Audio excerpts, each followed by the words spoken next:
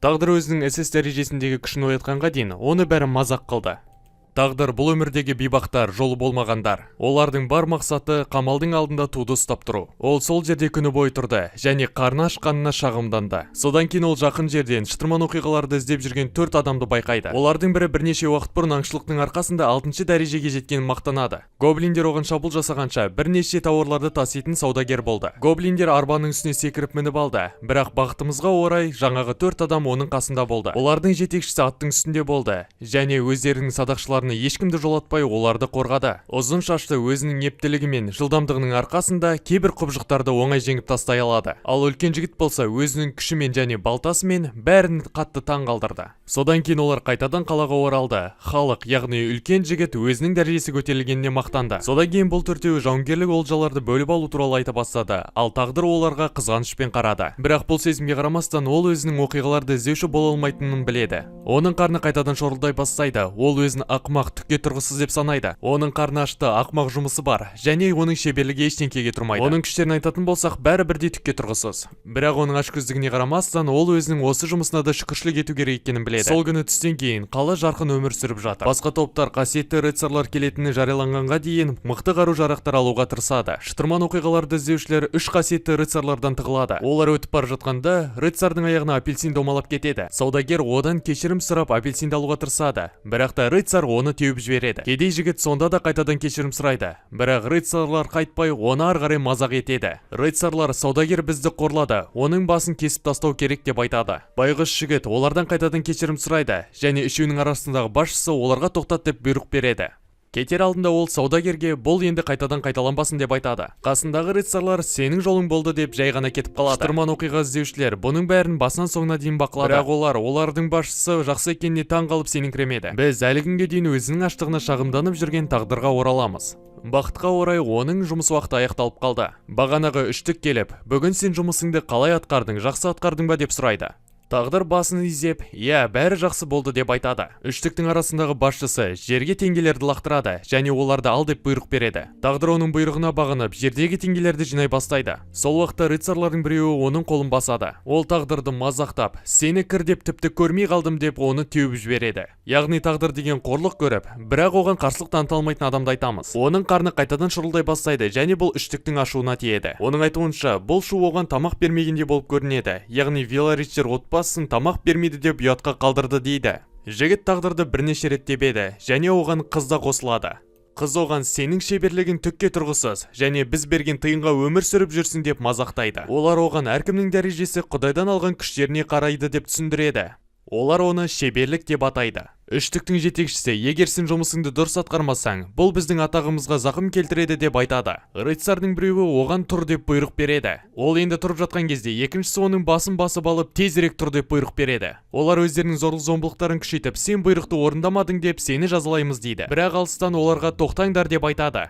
Бұл атақты басшы Рокси Харт. Ол жақсы тонмен қасиетті рыцарлар қорғаймын деп уәде берген адамдарды қорламау керек деп түсіндіреді. Басшының келуі бұл үштіктің ашуын тудырады. Рокси қақпаны бақылау қасиетті рыцарлардың құрметті міндеті екенін түсіндіреді. Және бұл үш бірліктің міндеті ақымақ кіреберісті қадағалау. Тағдыр сияқты түкке тұрғысыз күші жоқ адамдарды жұмыспен қамтамасыз ету сендердің жұмыстарың деп алға тартады. Содан кейін ол тағдырға неге бұндай қарым-қатынаспен қарайсыңдар деп сұрайды. Жігіт оның сөзін бұрмалап, басқаларға жақында кететінін айтады. Рокси тағдырға жақындап, сенде бәрі дұрыс па деп сұрайды. Және оны орнынан тұрғызуға тырысады. Өзінің орамалы арқылы оның жараларын сүртеді. Бірақ тағдыр трио жетекшісінің Роксиға қарап тұрғанын байқайды. Тағдыр қызға көмектескені үшін рахмет айтады. Рокси жай ғана мен рыцарлар істеу керек нәрсені істедім деп жауап береді. Сосын ол сенің жұмыс уақытың аяқталды, енді менің кезегім деп айтады. Тағдыр оның қолына туды береді. Рокси тағдырға, егер олар саған тағы да тисе маған айт деп айтады. Тағдыр оған мен бұған үйреніп қалғанмын деп жауап қайтарып кетіп қалады.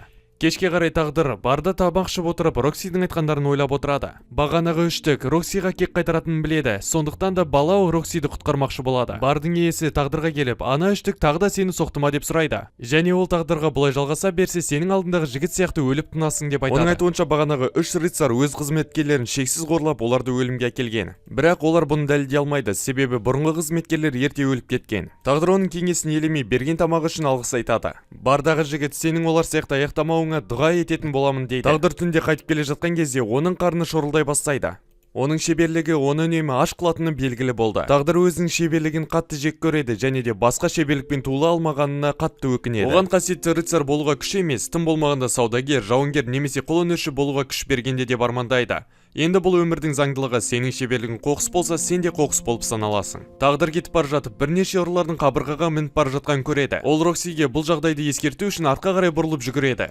Бұл хабарды естіген Рокси оған туды беріп, өзі ұрыларды ұстайтынын айтады. Ол тағдырға сәттілік тілеп, ішке қарай бет алды. Кенеттен тағдыр пышақтарын сықырлағанын және кейбір адамдардың қатты айғайлап жатқанын естиді. Сосын алыстан бір қолы жоқ, жараланған ұрыны көреді. Тағдыр болса қаша бастайды. Бірақ ол Роксидің бұл істі сеніп тапсырғанын есіне түсіреді. Ол ұрымен бетпе-бет кездесіп, оны ана өмірге жіберу үшін тудағы найзаны пайдаланып оны өлтіреді. Кенеттен тағдырдың айналасы қараңғылай бастайды. Оның ашкөздік шеберлігі дамып жатқанын және статистикасы өсіп жатқаны жайлы айтып жатқан дауысты естиді. Ол өзінің шеберлігін тексерген кезде олардың әрқайсының 100-ден асқанын көреді. Ол және де жаңа екі күшке ие болды: тану және телепатия. Ол өзінің шеберлігінің өскеніне және туды түсіріп алғанына әлі ұялып тұр. Ол өзі жаңа ғана не болғанын түсінбейді. Рокси тағдырға қарай бәрі дұрыс па деп жүгіреді. Рокси тағдырдың мазасызданып тұрғанын байқап уайымдайды. Ол бұл туралы ешқашан айтқан емес, бірақ та тағдыр оның ойын оқи алды. Тағдыр ода бәрі дұрыс екенін айтады. Ол қобалжығанын қойған кезде оның ойын тағы да естиді. Қыз оған басшыларға осы болған жағдайды хабарлау керек деп айтады. Бірақ тағдыр одан сайын шатасып кетті, себебі енді ол қыздың ойын оқи алмайды. Тағдыр қызға осы болған жағдайдың бәрі менің мойныма жап деп айтады. Себебі ана үшеуі ұры түскенін білсе қатты жазалайды. Рокси тағдырға міндетін атқаруға көмектескен үшін алғыс айтады және де менің отбасыма жұмыс істегің келмей ме деп сұрайды. Егер де сен осы жұмысты жалғастыра берсең, жақын арада өлесің деп айтады. Сондықтан менің отбасыма жұмыс істе, олар саған әділ қарайды деп айтады. Тағдыр жағдайдың бәрін ой елегінен өткізеді. Ол қоқыс сияқты өмір сүре бере ме, немесе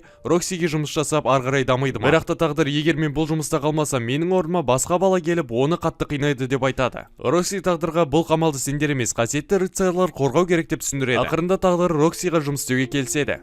Тағдыр үйіне қайтып келеді және дәрежесінің өсуіне әлі де абдырап отыр. Бірақ та ол өзінің жаңа күштер жайлы ештеңе білмейді. Ол Роксидің ойын оқыған телепатия деп ойлайды. Содан соң оны ашкөздік шеберлігінің деңгейі өсуі мен денесінде болып жатқан жағдайлар уайымдатады. Бірақ та ол өзінің уайымын тез басады, себебі алдағы уақытта ол құбыжықтарды жеңуі мүмкін. Келесі күні тағдыр базарға барып, өзіне қару іздей бастайды. Бірақ та оның бар ақшасы 2 тиын ғана. Саудагер оның тиындарына қарап, бұл тиынға тіпті нан кесетін пышақта сатып ала алмайсың деп айтады. Тағдыр бұл қалаға 5 жыл бұрын келген. Бірақ та нашар жұмыстың кесірінен ол тек 2 тиын ғана жинай алған. Содан кейін саудагер оған бош күйде тұрған қоқыста жатқан қаруларды ала аласың деп айтады.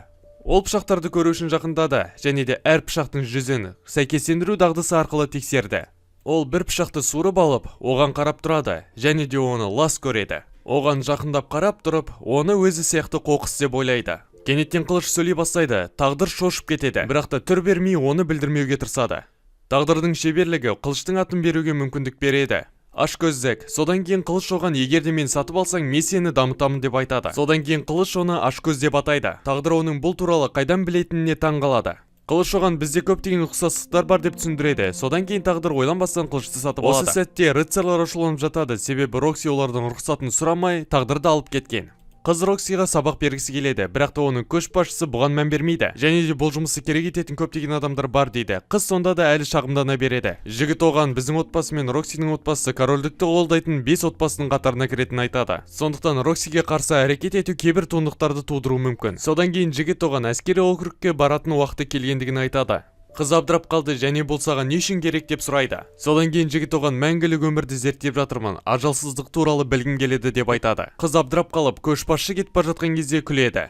Осы кезде тағдыр қала шетіне қылышымен бірге аттанады. Қылыш оның есімін есте сақтау үшін оның есімін қайта-қайта айта береді. Содан кейін қылыш оған жаулардың жақындап келе жатқанын және тағдырдың үрейлене бастағанын хабарлайды. Оған гоблин шабуыл жасайды, бірақ тағдырдың көзқарасы өзгеріп, ол гоблинді кесіп тастайды. Оған тағы да сол дауыс естіле бастайды және күшінің деңгейі өскені жайлы хабарлайды. Және де ол тағы да күш-қуатты дамыту дағдысына ие болды. Және де осының бәрі қайталанып жатқанына қатты таң қалды. Айналада гоблиндер көбейіп кетті. Ашкөздік күле бастайды және гоблиндердің көп болып көрінетіндігі жайлы айтады. Гоблиндер топ болып шабуыл жасауға тырысады, бірақ та ашкөздік оларға тойтарыс беріп бір-бірден кесіп тастайды. Оның ашкөздік қасиеті гоблиндерді жеңген сайын өсе береді. Ақыры бірнеше сағат өткеннен кейін тағдыр жүздеген гоблинді жеңеді. Ода тағы да жаңадан дағдылар пайда болды. Бірақ оның қазіргі статистикасы ақылға қонымсыз. Оның ең төменгі көрсеткіші 500-ге жуық, ал ең жоғарғысы одан 3 есе көп. Қылыш оған аштықты тоқтатқаны жайлы айтады. Тағдыр басында түсінбей абдырап қалды. Содан кейін ол бүгін қарны шұрылдамағаны жайлы біледі. Содан кейін ол қылышынан бұның бәрі не білдіретіні жайлы сұрайды. Ол бұның бәрі туа біткен дағдыдан екенін айтады. Бұның бәрі ашкөздік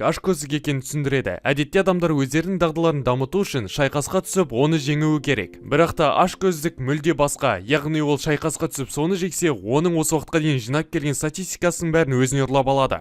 Тағдыр қылыштан бұның бәрін қайдан білетінін сұрайды, ал қылыш оған екеуміз бірдейміз деп жауап береді. Таңырқап қалғанына қарамастан, тағдыр оған қарама-қарсы келе жатқан оқиғалар іздеушілерді байқайды. Қылыш тағдырға өзінің ашкөздік шеберлігі туралы ешкімге айтуға болмайтындығын айтады. Оның күші көптеген заңдылықтарға қайшы келеді. Тағдыр оны айтса не болатынын түсініп, қуануға асықпады. Тағдыр онда маған тек жалғыз шайқасу керек деп ойлайды. Бірақ та қылыш оған сен жалғыз емессің, үнемі мен сенімен біргемін деп айтады. Ол қайтып ораламын деп шешті. Алайда қылыш гоблиннің құлақтарын жинамай сен қайтпайсың дейді. Тағдыр шатасып кетті. Алайда гоблиннің құлағын сатып сен ақша таба аласың дейді. Тағдыр көптеген гоблиндерді өлтіргеніне өкінеді, бірақ бұл бұны істеп ақша алады. Ол 80 күміс 3 қола тиын тауып үлгерді. Ол сол ақшаға кешкі асқа ет аламын деп шешті. Бірақ та қылыш оны тоқтатып, маған жөнде жұмыстар керек дейді. Тағдыр сонда да бірінші кешкі асты дайындауды шешеді. Бірақ та ол қараңғы жерден шығып келе жатқан күдікті жігітке тап болады. Ол күдікті жігіттің қасында кішкентай қыз болады. Қыз тағдырға қолын тигізеді. Ол оның көмек сұрап жатқанын естиді. Және оның көздері дірілдеп қорқып тұрғанын байқайды. Жігіт оны алып бара жатқан кезде қыз артқа қарай тартуда. Тағдыр өзінің шеберлігін қолданып, жігіттің шеберлігінің дәрежесін көріп алады. Ол жігіттің артынан бара жатқан кезде жігіт жоғалып кетеді. Яғни ол жігітте өзінің орнын жасыратын қабілеті бар екенін түсіндіреді. Тағдыр қылышымен ақылдасып, ол қызды құтқарамын деп шешеді. Жігіт қызды қоймадағы қабырғаға шынжырмен байлап қояды. Және де оны сен менің түндегі ләззатым боласың деп мазақтайды. Тағдыр бұның бәрін бақылап отыр, алайда оның қылышы оның арқары жүруіне кедергі етеді. Қылыш тағдырға кері қайт, ол жігіт сенен әлдеқайда мықты деп айтады. Бірақ та жігіт азап шеккендерге көмектескісі келеді. Қазір сондай көмектесетін жақсы мүмкіндік келіп тұр. Ары қарай біз жетімдер үйін көреміз. Ол жерде монах әулие құдайлардың балаларға олардың әлемін қалай жаратқанын жайлы түсіндіріп беріп жатыр. Одан кейін ол әулие құдай бұл әлемді тастап, адамдарға өзінің күшін бөліп берді деп түсіндіреді. Ол шеберліктер жайлы білесіңдер ме деген кезде балалар иә деп жауап береді. Монах сосын алдарыңда тұрған тамақ үшін әулие құдайға рахмет айтыңдар деп айтады. Балалар монахтың айтқанына мойынсұнып, бұзылып кеткен тамақты жей бастайды. Бірақ балалардың біреуі тіпті тамаққа қолында тигізбеді. Монахтар баладан сенде бәрі дұрыс па деп сұрайды. Ал бала әулие құдай әділетсіз, қасиетті рыцарларға керемет күш берген деп айтады. Ал мен осындай әлсіз болған үшін мені тастап кетті дейді. Монахтар бұрындары ешкімде күш болмаған деп айтса, бала қуанады деп ойлайды. Сол уақыттарда ешкімде күш болмаған, және ол кезде құбыжықтар мен статистикада болмаған. Ол кездерде барлық адамдар бір дәрежеде өмір сүрген. Балақай сол уақытта неге туылмадым деп жылайды.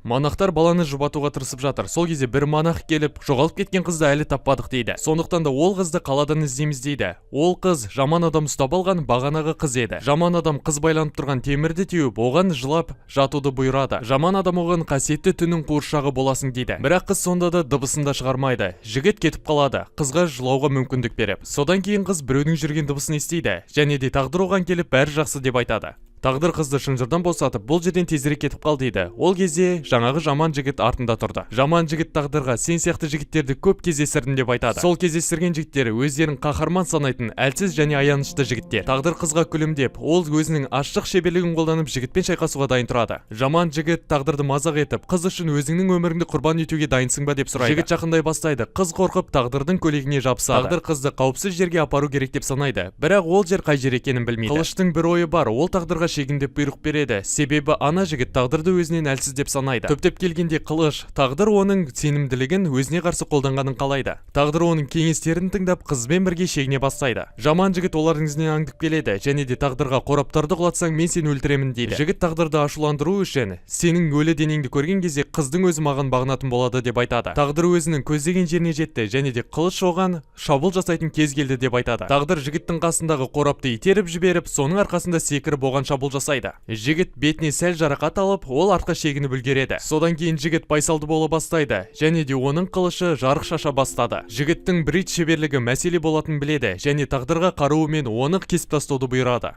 Тағдыр тағы да қораптарды пайдаланып, солмен секіріп, жігіттің қылышын екіге бөліп қоймай, оны да кесіп тастады. Жігіт жарақаттанып жатқан кезде тағдыр одан: қасиетті рыцарларға қызды не үшін апармақ болдың деп сұрайды. Саған қызды алып кел деп кім бұйырды деп сұрайды. Бірақ жігіт бұған жауап беруден бас тартады. Сондықтан тағдыр қылышымен жігітті пышақтап, оны азаптаймын деп шешті. Бірнеше секундтан кейін жігіт оны кім жалдағанын айтамын деп келіседі. Бұл тағдырды кездейсоқ жеңген жігіт Джода Вилларич болатын. Бұл жігіт жетім балаларға садақ атып көрсететін ессіз жігіт болатын. Бірақ ол алманың орнына оқ атудың орнына балалардың миын шашқанды ұнатады екен. Содан кейін тағдыр қызды сыртқа алып шығады, және де оған бұдан былай бәр жақсы болатынын айтады. Оның қарны қайтадан дірілдей бастайды. Ашкөздік қылышы оны мазақтайды. Тағдыр қызға бір нәрсе жеуді ұсынып, оның атын сұрайды. Белгілі болғандай оның есімі Сахара, және де ол қоқыспен айналысады. Олар бірге барып ет таяқшаларын сатып алады. Қыз ойланып отырып, бұл менің ең алғашқы кездесуім деп айтады. Содан кейін өзімен өзі отырып қатты жылай бастайды. Бірақ тағдыр оны түсінеді, және де өзінің тамағын қызға бере салады. Содан кейін оны жетімдер үйіне қайтарады. Қыз қайтадан монахтармен қауышты. Монахтар тағдырға Сахараны құтқарғаны үшін алғыс білдіреді. Тағдыр өте біртүрлі болып қалады. Монахтар сенде бәрі дұрыс па деп сұраған кезде, маған бұған дейін ешкім алғыс айтпаған деп жауап береді. Себебі ол осы уақытқа дейін жай ғана қоқыс болған. Қыз одан бұл жайлы сұрайды. Ал тағдыр болса, менің шеберлігімнің кесірінен қарным қатты ашады деп жауап береді. Тағдыр қызда бәрі жақсы болып кету үшін оған келіп, қандай қиындық болса да оған төтеп беріп төзе алсаң, соңында бәрібір жақсылық келеді деп түсіндіріп айтып береді. Бұл сөздерді тағдыр бала кезінде оған әкесі айтқан болатын. Сол сәтте ол бұл сөздерді түсінбеді, бірақ та бұл сөздер оған осы уақытқа дейін шыдап келуге көмектесті. Қылыш тағдырға менің жай ғана дәрежем өскен жоқ, және де бір қолды шайқас өнерін алғандығын айтады. Қылыш тағдырға жаңадан алған күші үшін алғыс айтады. Бірақ та тағдыр қатты шаршап тұр. Қылыш оның техникалық өнерді үйренуге мүмкіндік беретін техникалық дағды екенін түсіндіреді. Бұл сөзбе-сөз құпия әдістер. Бұл жағдайда ол бір уақытта екі рет шабуыл жасай алады. Тағдыр алдымен таңғалады. Содан кейін бағанағы жаман жігіт шеберлікті қолдана алса, дәл қазір 3 бөлікке бөлініп тастайтынын түсінеді. Тағдыр қылышқа шағымданады, ол бұны ертерек ескерту керек еді. Бірақ қылыш оны қызды құтқармақшы болған қаһарман деп атайды. Бірақ тағдыр мен батыр емеспін, егер де оның шеберлігі жайлы білгенде оны жеңе алмаушы едім деп айтады. Қылыш оған шайқастағы сәттілік туралы түсіндіреді. Бұндай жағдайда кім мықты сол жеңеді деген сөз емес. Сондықтан тағдыр алдына мақсат қояды: өте мықты болу, келесі жолы сәттілікке жүгінбеу. Рид тағдырдан ертеңгі күні жайлы сұрайды, себебі тағдырдың ертең алғашқы жұмыс күні. Тағдыр жұмысқа баратындығын растайды. Қылыш тағдырға ешекке ұқсайтындығын айтады. Бұл тағдырдың жаңадан киім алу керектігін ұмытып кеткендігін еске түсіреді. Осы уақытта барда бір қарт адам Галида сэр Мейсон құдіретті айдаһардан жеңіліп қалғандығы жайлы хабарды айтып жатыр. Бармен Харт отбасына енді не болады деп сұрайды. Шал оған Рокси оның орнын басып қалады деп жауап береді. Басты мәселе мынада: сэр Мейсон қасиетті рыцарларды уысында ұстап отыр еді. Ал Рокси әкесі сияқты оларды осында ұстап отыра алатынына сеніңкіремейді. Оның айтуынша, Виллариктің бауырлары өте қарапайым жігіттер. Бірақ та ол бұдан да жағымды зат жайлы сөйлескісі келеді. Содан кейін шал тағдыр жайлы сұрайды. Ал бармен ол жұмысынан кейін күнде барға келетіндігін айтады. Келесі күні тағдыр қасиетті түн аймағына жаңа кейіпте келеді. Жақындаған сайын ол Роксидің үлкен сарайда тұратынын көреді. Ақырында ол Роксиді су бұрқақтың қасында кездестіреді. Рокси оны күтіп тұрғанын айтып күлімсірейді. Бірақ тағдыр үн қатпайды. Ол оның сұлулығына тәнті болады, және оған әдемі екендігін айтады. Рокси ұялып қалады, және ол сарайды таныстыратындығын айтып, оны қабірдің алдына келеді. Бұл қабірде жатқан оның әкесі екені белгілі болды, және де оны тағдырмен таныстырады. Тағдырдың көңіл күйі түсіп кетеді. Рокси бұның бәрі 5 күн бұрын құдіретті айдаһарды кездестіргенде болғандығын айтады. Тағдыр Галияны есіне түсіреді. Ол жерде құбыжықтар билейді, және бұл құбыжықтарды ұстау қасиетті рыцарлардың міндеттерінің бірі. Осы жылы сол құбыжықтарды ұстау менің отбасымның міндеті болғаны. Бұл қаншалықты қауіпті болса да өлімге әкелмеу керек деп түсіндіреді. Бірақ кенеттен мыңдаған жылдар бойы жоғалып кеткен құдіретті айдаһар пайда болды, және де ол оның әкесін өлтірді. Тағдыр Роксидің соңғы күндері қатты қиналып жүргендігін түсінеді. Бірақ бұған қарамастан ол тағдырға қарайлап жүрді. Тағдырдың көңіл күйі қатты түсіп кетті. Бірақ Рокси оған: көңіл күйіңді түсірме, мен осы жердің жаңадан басқарушысымын, біз бірге осы жерді құлпыртамыз деп айтады. Тағдыр оның сөзін тыңдап, оның қолын ұстамақшы болады, бірақ телепатия қосылып кететіні есіне түседі. Ол оны басқа жерге алып бара жатқан кезде алдынан жабық мінезді аспазшы Хару шығады. Рокси оны Харумен таныстырып жатқан кезде, Хару Роксиге қарап, оны қорқытады. Бұл жерде жұмыс істеуің үшін өзіңді нағыз қызметкерлер сияқты ұста деп айтады. Бірақ алдымен олар бірге тамақтану керек. Тағдыр аузына етті тығып жатыр, және де ол өмір бойы тамақ жемеген жігітке ұқсап тұр. Хару бұған ашуланады, себебі себебі нағыз қызметкерлер өзін бұлай ұстамайды. Содан кейін тағдырға әр күні ағаштарды кесу тапсырмасы берілді. Ол ағаштарды бір апта бойы тазалықта ұстау керек. Басқа қызметкерлер оған арасында демалып ал, өзіңді қинама деп айтады. Және қызметкерлер тағы да оған сен біртүрлісің деп айтады. Себебі ол үнемі өзінің қылышымен сөйлеседі. Және де ол ет жеген кезде өзін маньяк сияқты ұстайды. Тағдыр тек соңғы айтқандарына жауап береді. Ол етті соңғы рет 5 жыл бұрын жеген екен. Ескі қызметкерлер тағдырға күле бастайды.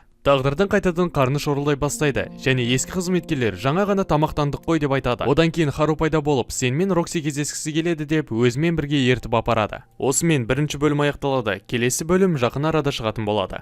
Байқаған болсаңыздар, менің арнамда кейбір видеолар өшіп қалды. Егер де сол видеоларды іздесеңіздер, менің екінші арнама тіркеліңіздер.